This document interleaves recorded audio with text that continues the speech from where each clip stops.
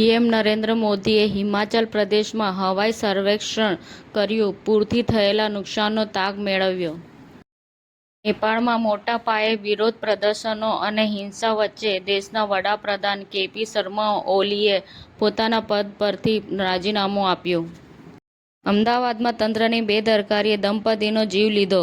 Current લાગતા moped જતા દંપતીનું મોત મળ્યું. નારોલ ઈસનપુર હાઈવે મટન ગલી વિસ્તારમાં થયેલી કરુણ ઘટના. અમદાવાદ મ્યુનિસિપલ કોર્પોરેશનના અધિકારીઓ ભ્રષ્ટાચારી તો હતા જ, પણ હવે તેઓ સિરિયલ કિલર હત્યાની ભૂમિકામાં. વરસાદને વીજ કરંટ લાગવાને કારણે થયેલા દંપતીના મૃત્યુ બાબતે જવાબદાર અધિકારીઓ સામે એફઆઈઆર દાખલ કરવા અધિક પોલીસ કમિશનરી સેક્ટર 2 અમદાવાદ શહેરે કરેલી માંગ. રાજકોટ ટીઆરપી ગેમ ઝોન અગ્નિકાંડમાં હાઈકોર્ટે ફાયર ઓફિસર અને એટીપીની ડિસ્ચાર્જ અરજી ફગાવી.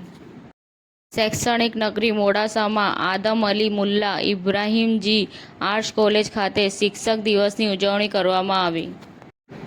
9 અને 10 સપ્ટેમ્બર દરમિયાન યોજાનારા આ એક્સપોમાં 150 જેટલા સ્ટોલ અને અંદાજે 2500 જેટલા એક્ઝિબિટર્સ સહભાગી થયા.